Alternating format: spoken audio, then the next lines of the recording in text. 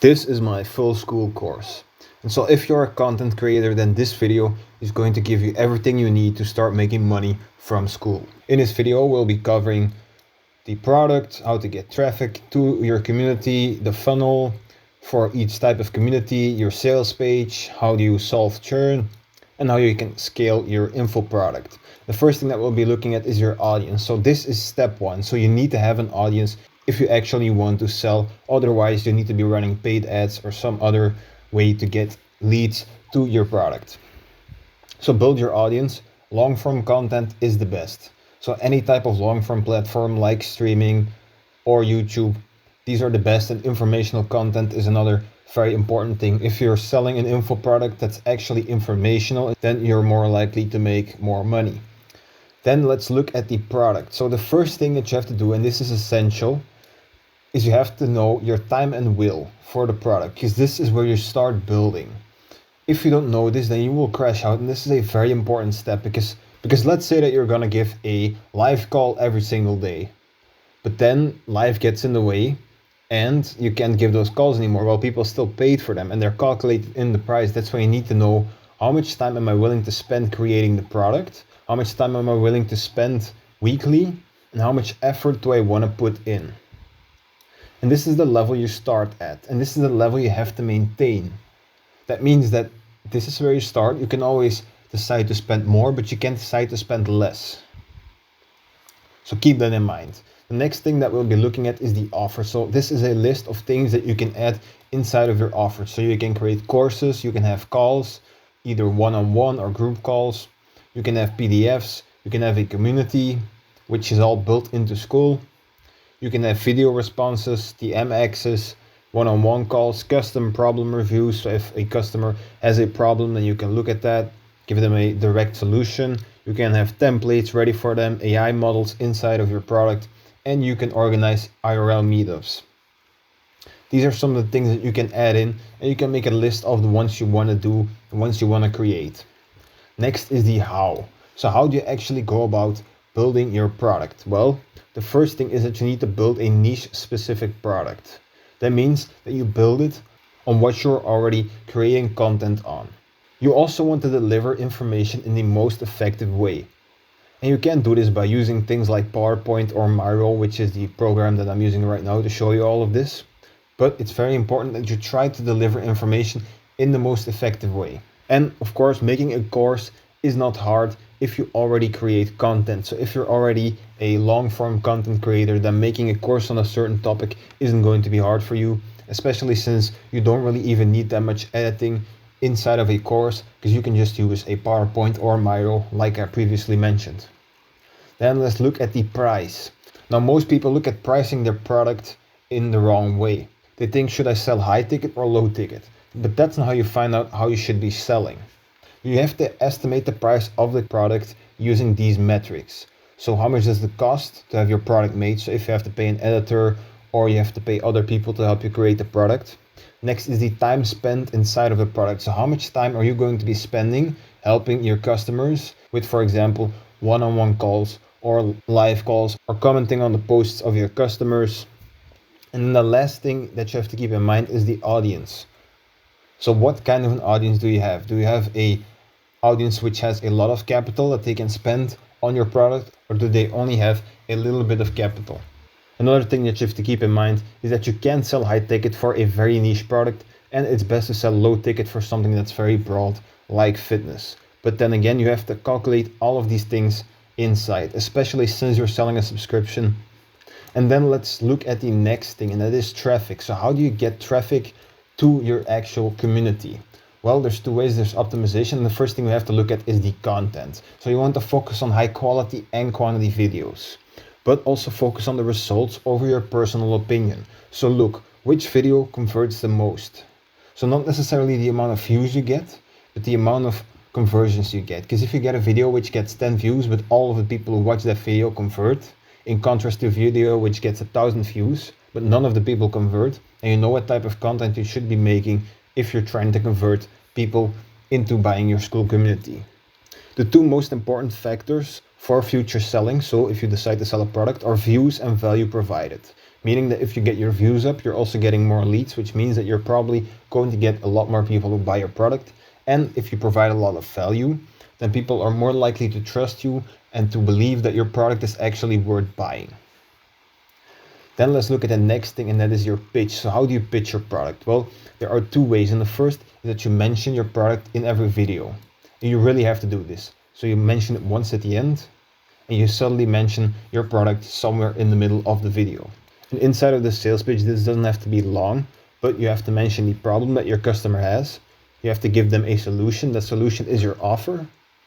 And you want to show results if you have them. And at the end, always add a call to action. This is very important. You cannot forget your call to action. Then where do you place your links? Very simple: description, comments, and in your bio. Make sure they're on all those three places, because otherwise you're going to be cutting leads. Next, let's look at the funnel. Now, there really only are two profitable types of funnels. There's one for low ticket and there's one for high ticket.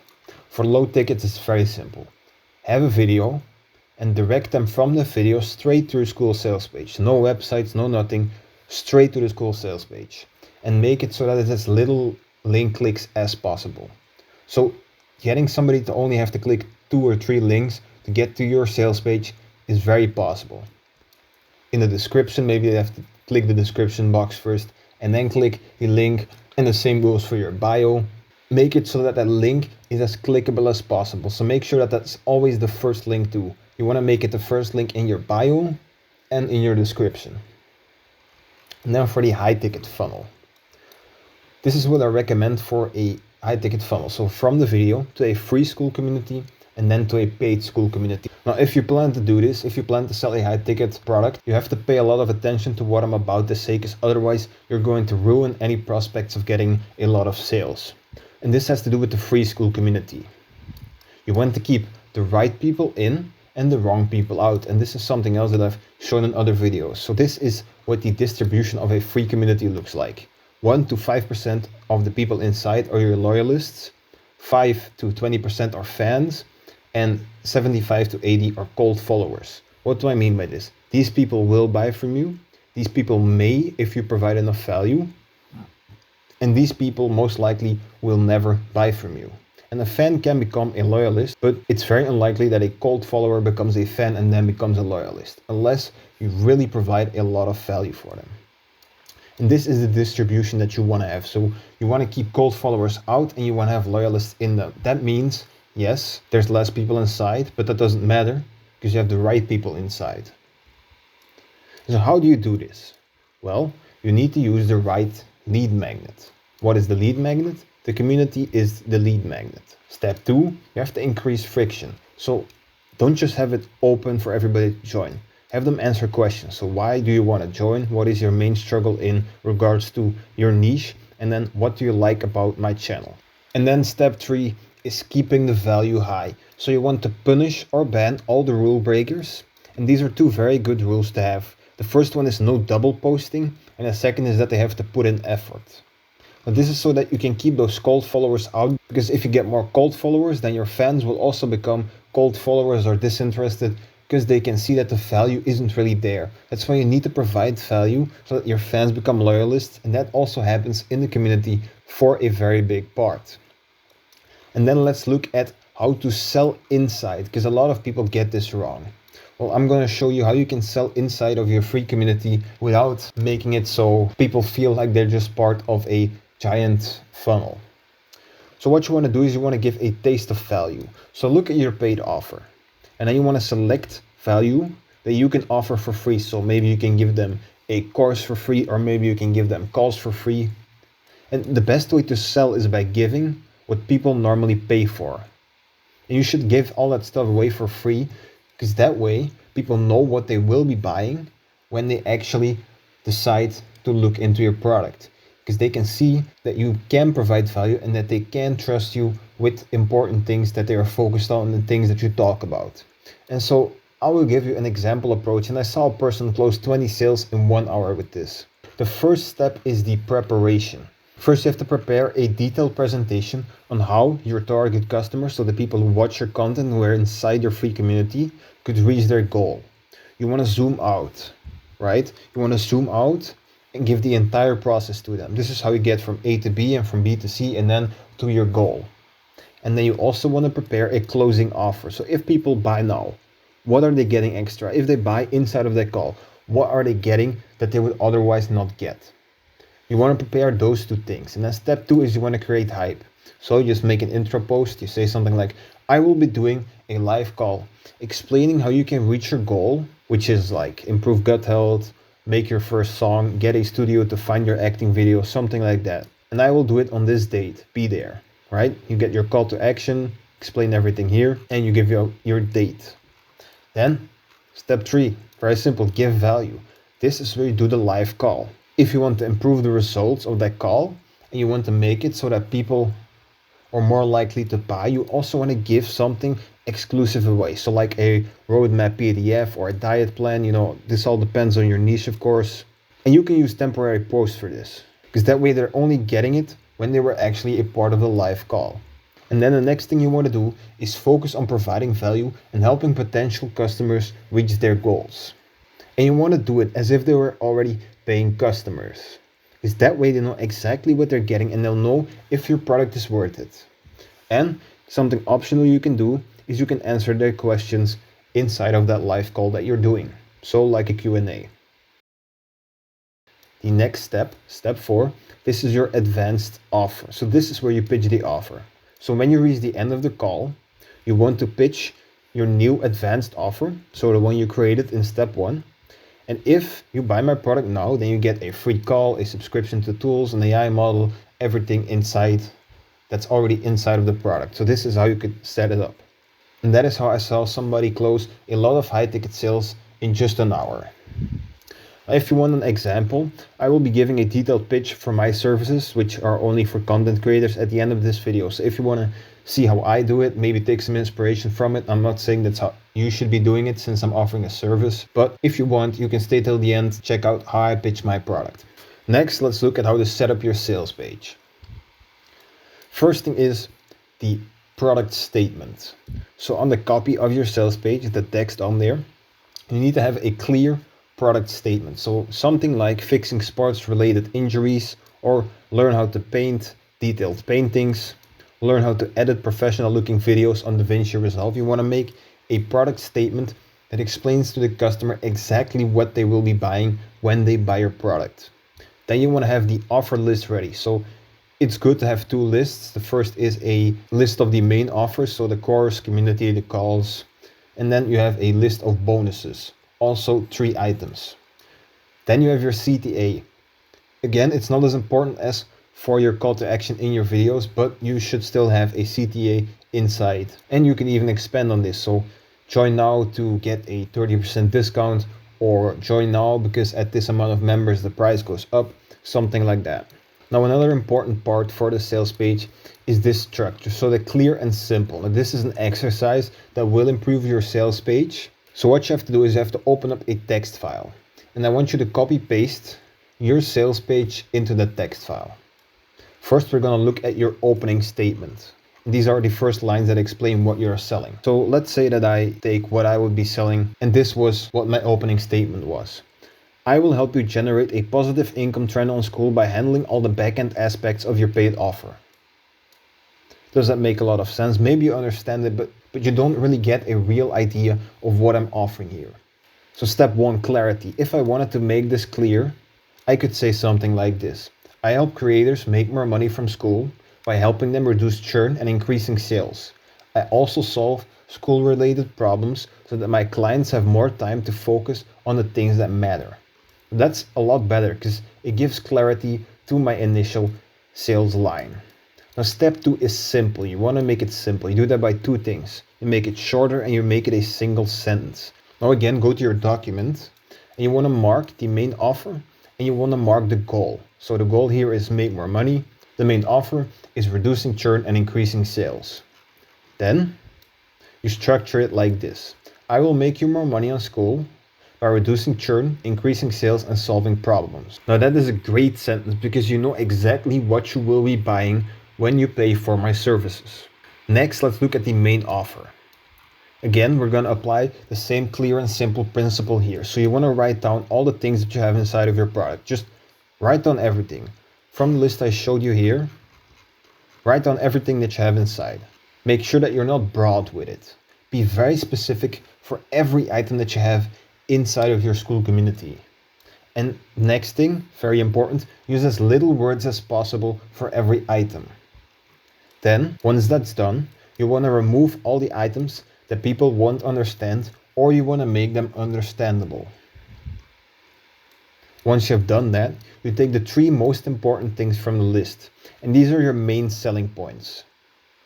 Again, when you do this, don't add more words than needed. So what you get this, this, and this, right? The next thing you want to do, and this is only if you are advanced or you have an operator who knows what he's doing, is you want to take 2 other important things, and these are your bonuses. So this bonus, lastly, you get much more. And that is for the main offer. Then let's look at what this gets you. So some people will have you get this or this on your sales page. And so here are some examples. I will help you recover from injury in 1 month. I will help you achieve a KD of 4 in Fortnite, or I will make you more money from your info product. Then next, let's look at the media. So how much media should be on your sales page? Well, it's very simple. Half of it should be result-oriented media. This means showing people the goal of the product. So if you have a fitness community, you post pictures of people's physiques. The other half should be an inside look. Now this can include testimonials, or this can include what the courses look like, how many courses there are. And you also want to add a VSL, so a video sales letter, and a cover. Now important to remember that the cover in most cases should be first, because that's going to give you a better conversion. The VSL is better to have it in the second place. And so for the VSL, very simple, you want to have a story about yourself. Then you want to have the copy of the offer. So what's on your sales page, you want to say it. So you get this, this, and this. You want to show an inside look into the community. So inside, this is what it looks like. This is how people are engaging with each other. These are the courses. Then you want to show results if you have them. And finally, a call to action. Again, very important. The next thing that we'll be looking at is split testing. So how do you go about split testing your sales page? First thing I want to do is give you a warning. And that warning is, if you're not getting any clicks on your sales page, you can't really do testing. You first have to increase your leads and decrease churn. This is more important. That's why you really have to focus on these 2 things before you actually split test your sales page. Another thing, this will not 2x your sales page overnight. So you can't just make one change and then change your conversion rate from 5 to 10%. This is also a very long and boring process, and you will never find the perfect sales page, because entropy is always a factor. That means that over time, the conversion rate of your sales page is going to go down. That's why you have to keep iterating on this. You have to keep changing this in order to really fight entropy and increase your conversion rate. And first, we're going to look at the variables. Now, there are 3 variables you have to keep in mind. First is the amount of clicks. About that, I'm going to say that the amount to have certainty, the minimum should be 100 clicks before you make any changes. So 100 clicks, the average is 250. This is what I recommend. And if you're really famous, if you really get a lot of clicks and a lot of sales page views, you can test with 1,000 clicks.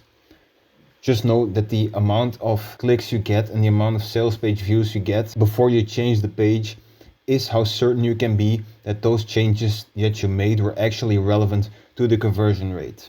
Also, when you test, keep this variable consistent. So if you start at 100 clicks, keep it at 100 clicks for testing. Don't go to 250 because you're going to mess up your variables. Then let's look at the next variable, that is the page version. Now you'll soon come to understand this. This is just the changes that you make in the page and then tracking all of them. And then the last variable is, of course, the conversion itself. So how many people end up landing on your page and how many of them end up buying. That is your conversion rate. Then let's look at tracking. So there are 2 main things that you have to track. These are the page versions and the conversion percentage. Well, how do you store this? It's pretty simple. You can store this on a Miro board like me, and I'll show you what that looks like in having a versus style, so you get an idea of which one is best. And then to store the progress, again, Miro with a more graph style or anything. Soon you will understand what I mean by all of this. Then what this looks like in practice. So these are the things that you test. So you test the copy of the sales page, you test the images on the sales page, and you test the video sales letter. How are you going to test them? Well, you're going to go make small changes, because if you make big changes, then it leaves you guessing what actually changed the conversion rate. And it's very simple, you either remove or add. That's how you start. You remove things or you add things. And then you can start messing around with the wording, but these are really gonna make the big changes. So then let's look at what this looks like in practice. So this is the Schoolers sales page, and this is just a copy of that text. And so what we're gonna do is we're gonna take the original version 1 and we're going to run that against a different version. Now here I just changed all of the emojis to this check mark. And let's say that in this hypothetical scenario, this page did 0.1% better. Well, then now this is the standard page and we're gonna move it up. So now it's version 2 against version 3. And here I removed this free trial. As you can see, in this hypothetical scenario, it did worse. So now we're testing version 2 again because that did the best last time. We're testing that against version 4. And version 4 is better than version 2. So now we keep testing on version 2 and making changes from here. And how do you actually go about tracking that? Well, it's very simple. Here on the horizontal axis, we have the versions, and on the vertical axis, we have the conversion rate. And so let's say that this is a starting page, starts at 4%. Great, it moves up 0.1%, so we place that higher. Now this is the different page. We place this lower because it did worse, then the other one did better. And so this is how you keep track of your sales pages. And over time, you can see that it will go up slightly, but this isn't going to make a very big difference. This really is just a long and boring process, but you should really spend more time focusing on providing value because that's actually going to get your conversion rate up. This is really for when you're trying to max out everything. Next, let's look at reducing churn. So how do you actually go about reducing churn? Well, the first thing is you need to have a proper onboarding set in place. Now, what onboarding does is it gets the person who joins your community to engage as fast as possible, to do the things as fast as possible, and that way they stay inside for longer. And so the first thing that you can do is tell people what happens when they join, because many people don't know Skool. So you can just put it on your sales page, instant access to everything. Next thing, if you have the premium plan, have an auto DM set up. Now this auto DM is just welcome. Click here to get started. Just have the link to your onboarding post and then tell them see you inside or something like that. Keep it short. You really want to keep this short.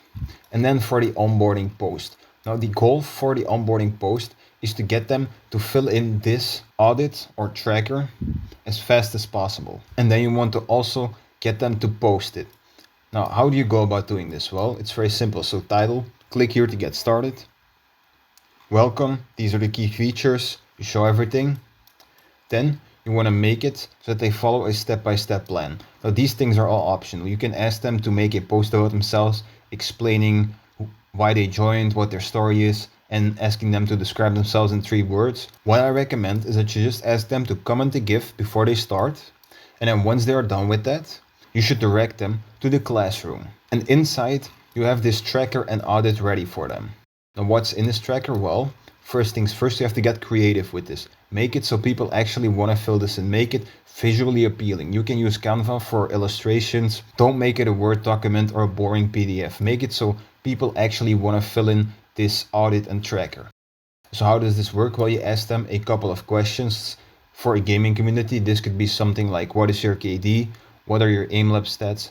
What is your win percentage? What is your win amount? And then you want to ask them for a creative asset as is shown here. So this is the skin. Ask them to post their favorite skin or anything related to your product, but make sure that it's creative. You can even ask them to post a picture of themselves if it's like a fitness community or some other place where it is relevant. Just make sure that you have this creative asset in place that they can post. And you want to have your members fill that tracker in on these days.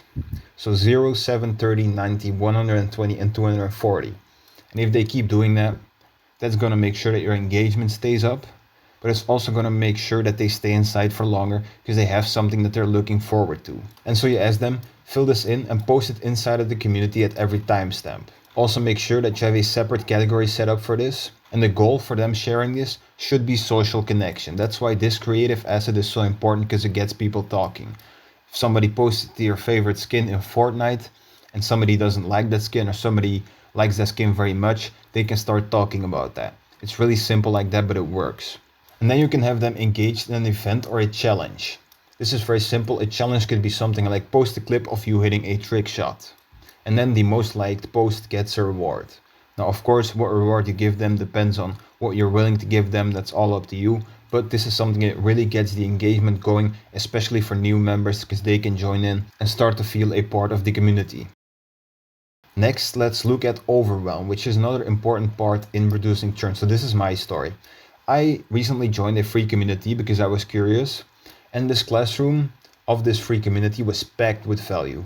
There was weeks of content in there, but I didn't watch any of the content. I just ignored the community one day after joining. Now, why is this? Well, I'll give you two simple reasons. The first is that there was no goal. When I joined, I followed the onboarding. It was good onboarding, I'll be honest. But there was no specific, this is what you're getting into, or this is the goal, or why you should watch this. I had no idea why I should actually go through all of that content. So make sure that when people join, they have a goal that they are joining for, which makes it so they actually want to watch the content that's inside of your Skool community. Next, let's look at overwhelm. Now, I'll be honest, the structure here was good, so this was all set up properly, but I was being asked to make a big commitment. And without the goal, that's a problem, because if your customers have a goal in mind, or they have a clear goal that they're making the commitment for, that's a different story, but there was really no goal for me to do that. There was also too much for me to do, too much content to watch, and that was the main problem. Another thing is that there were too many classroom pages. So what is the solution? Well, first, you need to introduce, hey, here is what happens to you. And this could be something as simple as, after finishing module 1, you will know how to do X. And after finishing module 2, you will have done Y, and this gets you closer to your goal. This is very simple, and you can introduce it, especially if you have a lot of content inside of your Skool community. Now next, more doesn't mean better. Too many pages can cause overwhelm. Now, I'm not saying that you can't have all the content that you want inside of your community. You can have everything inside, but you have to have a proper structure. The first thing you have to do has to do with onboarding. You want to get your members a win as quick as possible, and that's what this is good for. This is very good for that, because they can instantly post something and they have started their journey and they have the ability to track their progress now. Next, you want to have one page inside of the classroom for every topic focused course. Doesn't matter how much content it is, one page for one course. Next is that you need one page for extra content, so PDFs, AI models, and VODs from live streams that you did inside of your community. But you can also have a separate page for that. That depends on how many you have actually done. And so as an example, for the basketball course, you can have it set up like this. So you tell them the basics, you tell them how to defend, you tell them about all of this, but it's all in one page. And then to avoid getting hurt, that's another page, because that's really a different course. Next, let's look at the final solution to this problem of overwhelm, and that is follow-ups. So follow up on members. You can follow up on them inside of live calls, you can encourage posting, or you can have them create notes on everything they learned and then have them post it. And you can use PDFs for this too. If you create a PDF for them that they can use to write everything down on their computer, that also helps. Just make sure that you try and follow up on your members when they're going through their journey of learning that skill that you're teaching them. Next, let's look at feedback. This is how you use feedback to reduce churn. So first you have to understand what a goal is. A goal is going from A to B. That is a goal. And that is what we as people who've reached the goal think it looks like. But how do you actually get there? Well, it looks more like this. Now, what you have to do is you have to help them by telling them you're wrong here, and this is how you actually get to that goal faster while making as little mistakes as possible. Now, this is important because that way people can see that changes are happening. When your product helps the customer reach their goal, they stay inside, but something is missing. Well, what is missing? This is what your customer sees. Now, they join your community and they see where they are, and they see where they have to be. But what they should actually see is this.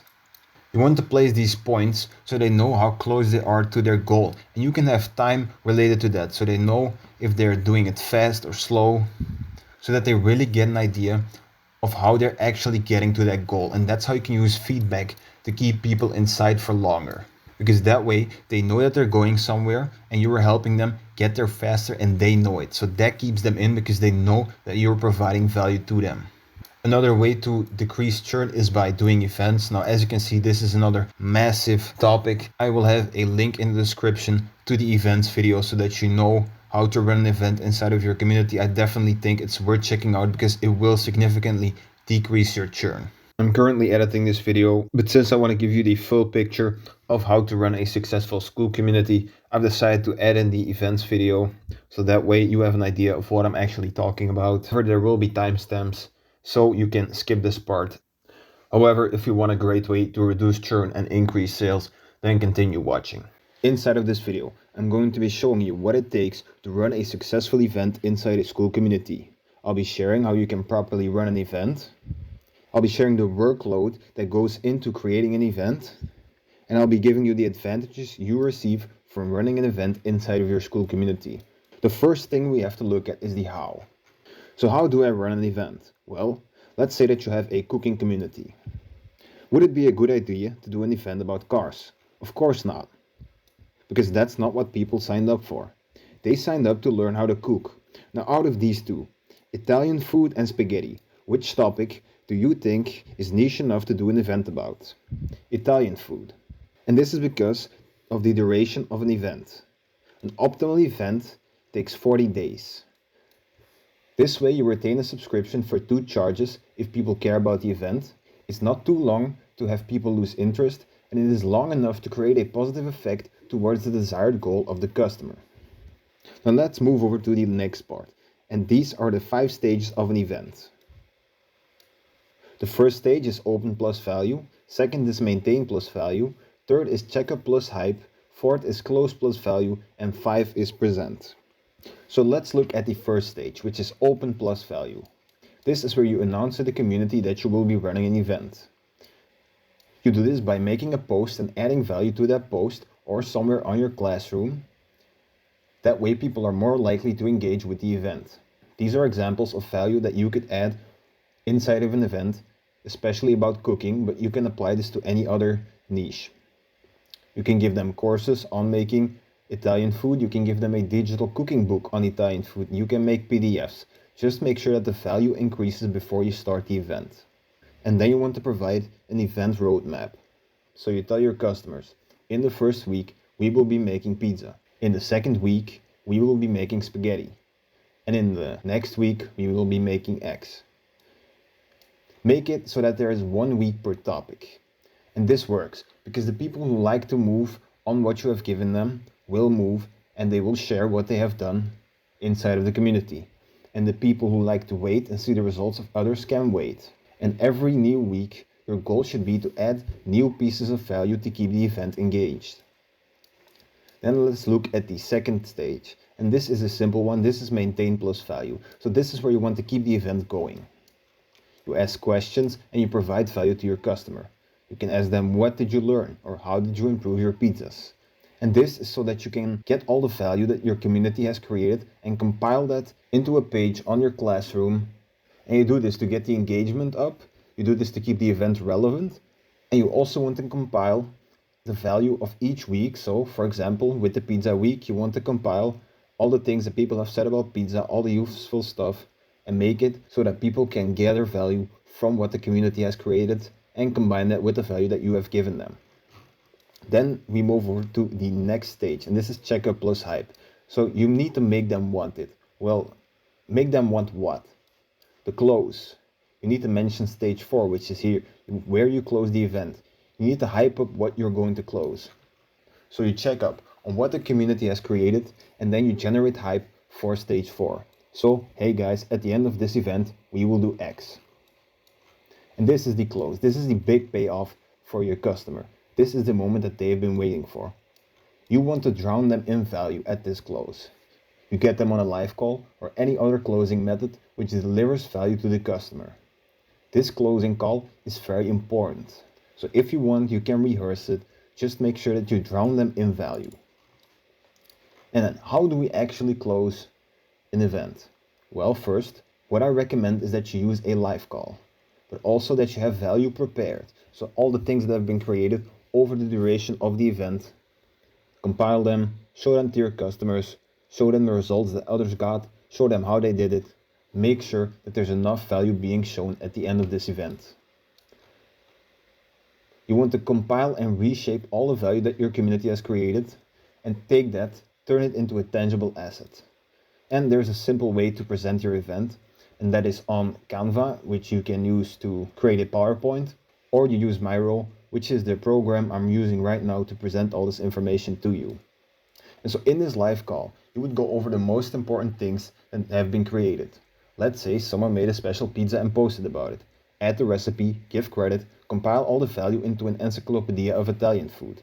Talk to the customer, answer questions. You can even host some of your customers if you like.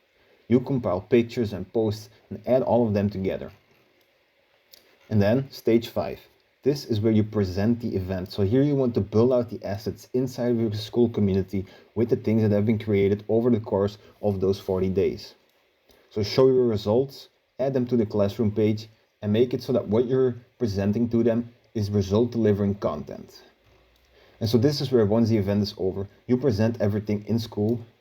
What good are the results of the challenge if everything is gone after 40 days?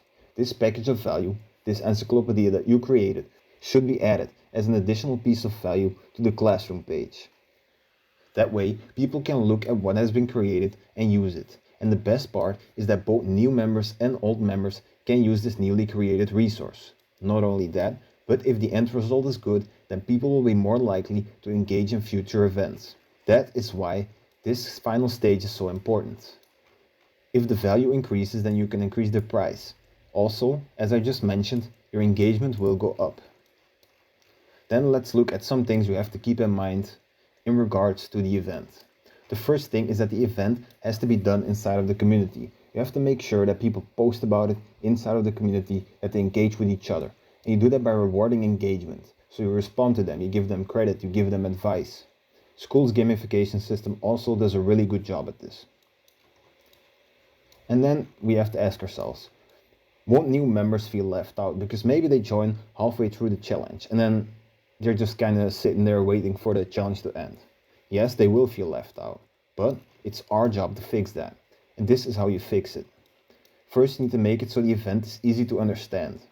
Then you need to have a pinned post inside of your community. But remember, the first pinned post should always be onboarding. Let me repeat that. The first pinned post inside of your community should always be onboarding. The second should be about the event. Otherwise, you will experience major churn. Then, compile the timeframes of the event. So, for the pizza week, we compile all of that into a classroom page. Spaghetti week, we compile all of that into a classroom page. And then make sure that your members join the current timestamp or the current week of the event. Make sure that they don't try to rush past and catch up to the other things that have already gone by. They can finish all of that once your event is over. Then let's look at the actual workload it takes to run an event. Full transparency, I am an operator.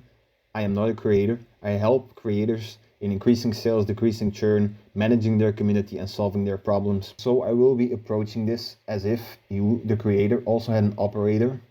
Just keep in mind that if you don't have one, then all these things that I'm saying that have to be done are gonna have to be done by you. So first let's look at the setup. And this is where you decide on the topic, the concept of the event. Then you look at the additional value that you are going to add into the community. You create that, so you create your courses, your PDFs. Then you set up the schedule for the event. You write the posts for the event, particularly the posts about maintaining and checking up on your customers. And then you make sure that everything in the backend is set up. And then for the close, you need to make it so that all the value gets collected before the close of the event. You want to create the close call and set up the value collection inside of Skool. It is possible to sustain a community and feed its appetite for content and value just by doing events. I hope you understand what that means. That means that you don't have to create another course or another thing, piece of value, whatever, if you do events and if you do them the right way. Then let's look at the timeline. So the optimal timeline is an event takes 40 days and then you have a 5-day break in between. This is a processing break, and the 40 days are optimal for the event because people stay engaged. Another thing I'd like to mention is that work equals results equals money. What I am showing you here is an optimal scenario. There are going to be a lot of cases where you might not be able to do all of this. I'm assuming that you have an operator, but if you don't, then know that you're going to have to do all of this work yourself. There are alternative ways to approach this. However, I find this the best approach that will deliver the best results. Some of the creators I work with like to work hard and create lots of things. Others like to take it easy. The time here is accurate because creators who work a lot will create more than those who don't. This changes the end result, but most of the time it doesn't change how long it takes to produce one. It's a matter of output over time. And with that, I mean the schedule. So this is what an empty schedule looks like. And this is what it looks like when you're running an event. So red is all the work that a creator has to do based on the time. Blue is what the operator has to do, and purple is switch work. So first you want to start with the creation of the blueprint. This is something that can be mostly set up by the operator. However, the creator of course has to approve the entire process. And keep in mind, this is just the way I approach it with my clients. Maybe you do it differently with your operator. That's up to you. Then we look at the value creation for event 2. So what we're doing here is we're creating value for this event. We're not talking about this event right now. And then you want to compile everything for the close. Now that is for this event. That's something that can be done by the operator. And then here you want to also close the event. I also recommend that you have 5 topics in total and have week 6 be the close.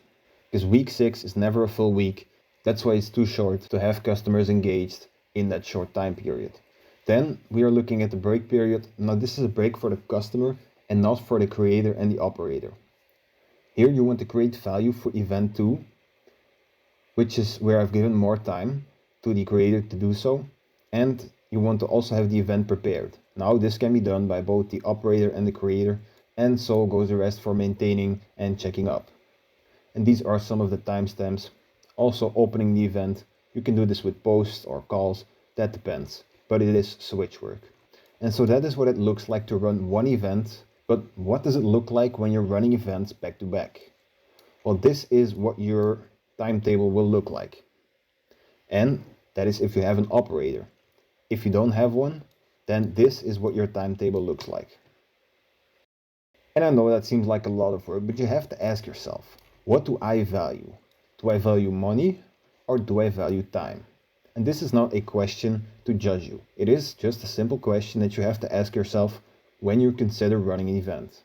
But if you value time, then this is what I recommend. Either you don't do events, you do it differently, or you get an operator. Then let's move over to the next part, which is tracking.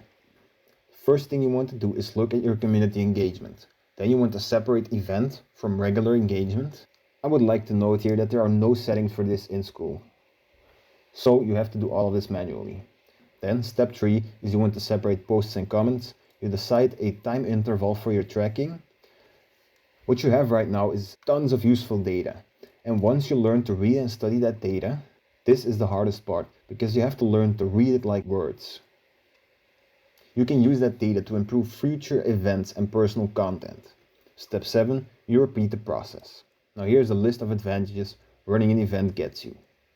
Firstly, you get a more engaged audience, which reduces churn. It also improves your Skool stats, which increases organic traffic, which gets you more customers.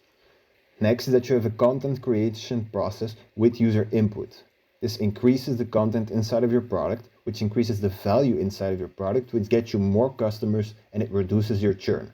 Then you have more satisfied customers, which reduces your churn, and you get word of mouth referrals, which gets you more customers. Then you add more value for the sales page, more customers. And the same goes for the sales page, you get more customers. And so if I had to summarize all of this, this is how I would summarize events. Events are very effective churn reducers while simultaneously being very effective scaling tools. Next, let's look at scaling. So again, events here is important, but we really want to implement the flywheel. Now, how does this flywheel work? Low churn makes it so that you get organic traffic, and organic traffic makes it so that you get high engagement. And this again makes it so that you get organic traffic. Now, high engagement also means the value goes up, which means you can get more sales from your content because the value has gone up. And this gets injected into this cycle again. And this is how you keep increasing how much money you make by using this flywheel effect. And so what I'll be teaching you in the rest of this video is engagement and providing value. So in order to increase your engagement, these are some things that you can do. You can make it so that you have community leaders. Now these really appear organically, but you don't want to smack them down. You want to lift them up. You want to make them feel validated because they are helping you in bringing more value to your community. The next thing that you can do is you can collect posts for every month or every year, and you collect the best posts and you just link them in another post telling people what those posts were about and how they will help them. And this validates the feelings of the poster, but it also makes it so that people have a library that they can check, which will help them get closer to their goal. And the next thing that you can do is a mini version of events. This is just topic focused weeks. Another thing that you can do is you can give personal mentions to people who did a really good job in posting. You can also offer rewards for the people who made the best posts, and then of course events. Next, how do you get the value up? Well, it's very simple. You want to orient your product around the goal. You want to start from the same starting point as your customer, and you want to end up inside of your course where they want to be. And you want to provide support on each critical spot. An example of this could be for e-commerce. So e-commerce is something like product design, Shopify setup, marketing, optimizing everything, and then scaling. And inside of all of these things, you have separate categories. For marketing, this could be something like testing ad creatives. Now, there are two ways to build your product. First is built by me. This is where you have complete control. This is how most courses are set up. So you join a community. It's most likely going to be a build by me, so build by the creator product. It's also very easy to launch something like this. Now, the new way that I see happening with Skool is the build by me with you. Now, what this means is that you create it, but you create it together with your customer. So this is the new way. This is very good at delivering results because you're talking to your customer and you know exactly what's happening at what moment and what problems your customers have. However, it is very hard to launch this because there's not a lot of people that want to join a community that has pretty much nothing inside. And next, let's look at the final thing, and that is how to continue building. So this is very simple. As I mentioned before, you have problems inside of your niche or the skill that you're teaching, and these problems have to be solved. Now, once these problems are solved, your customer will run into new problems.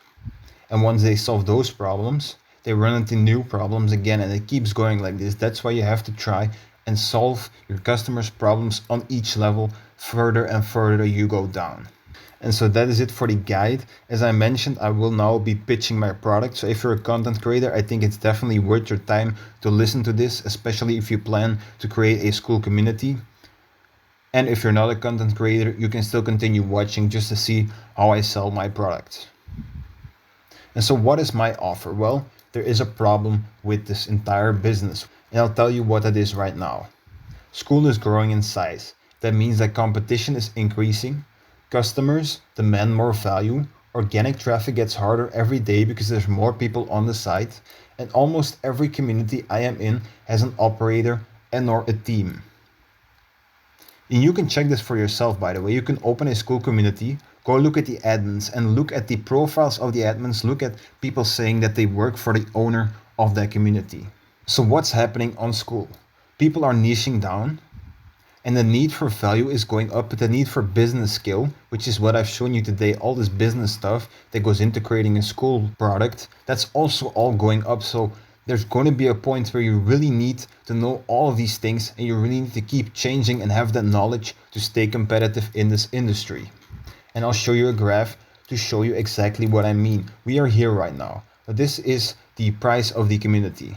As you can see, it's a straight line. Now people are demanding more value because the competition is increasing. But the need for skill is also going up, and you're here. So right now you may not need a lot of business skill, but soon that will change. So you really need somebody who knows all this back-end stuff so that you can focus on providing value. And that's how you stay competitive. And so let's look at my approach. What is my approach? And this, again, this is only for content creators. But if you're a content creator, all I ask for you, if you want to partner with me, is that you just focus on creating content for your media channels and providing value to the people who actually bought your product. That is what I ask of you if you want to partner with me. Now, what I offer is I take care of all the business aspects. So I will help you increase sales, decrease churn. I will help you manage your info product. I will solve all the problems that come up, and I will help you scale your product. That way you can focus on content, and that way you have time left over at the end of the day. And now that you understand Skool as a business model, let me show you what I will help you with. If you need help creating a product, I can do that. I can tell you how to do everything. However, I can't record videos, courses for you, or I can't do these live calls for you. But if you need my help with structure or ideas, I can help you with that. Now, that's the first thing. Second, traffic. Optimizing traffic, I'll help you with that. Funnel. I can set up the entire funnel for you and can keep managing it for as long as you like. The sales page. I can take care of all of this. So you see the sales page, split testing, everything. Don't even worry about it. I will take care of it. Churn, reducing churn. I can of course give suggestions on how you can provide more value to your customer, but aside from that, I can take care of pretty much everything. If you want me to run events inside of your community, of course, you should check the video beforehand to know what I'm actually talking about when I say events. But if you want me to do that, then I will. Scaling. How do I help you scale? Well, I'll make sure that this flywheel is put in place. So what is the price? Well, I don't have a fixed rate. I just ask a commission. If you want to know that commission, you can check the link in the description. That's where I have the full video explaining everything I do. And I found that me doing this for a commission is the best way to do this, because if you make money, then I make money. So if you want to work harder in order to scale your product, then I will too, because if you make money, then I make money. If you make more money, then I make money. So it is in my interest to make you a lot of money, because then I also make more money. And if you make nothing, then neither do I. You pay me $0 up front. That means that I'm not asking for any money until you have made your first dollar, because you only pay me once we make money. Well, what is the risk? Because this can be, partnering with me can be risk-free, right? Well, I'll tell you what the risk is. The school subscription. That's the only thing you're paying in advance. But of course, I have limited time. That's why there are only a limited amount of spots available, and I choose carefully who I partner with. That's what this channel is for, attracting creators who I want to work with. And so if you're interested, then click the link in the description to find out more. That is, if you want me to help you in creating a product, in getting traffic to that product, in setting up the entire funnel, helping or pretty much completing the sales page, split testing everything, reducing churn, scaling your product, then you just click that link in the description. You can watch the video if you want, and there's another link in there. This has a form, and that way I can look at your channel and see if partnering is in our mutual interest. That is it for this video. Be sure to click that link in the description if you are a content creator and you want to work with me. Aside from that, I hope this video was helpful.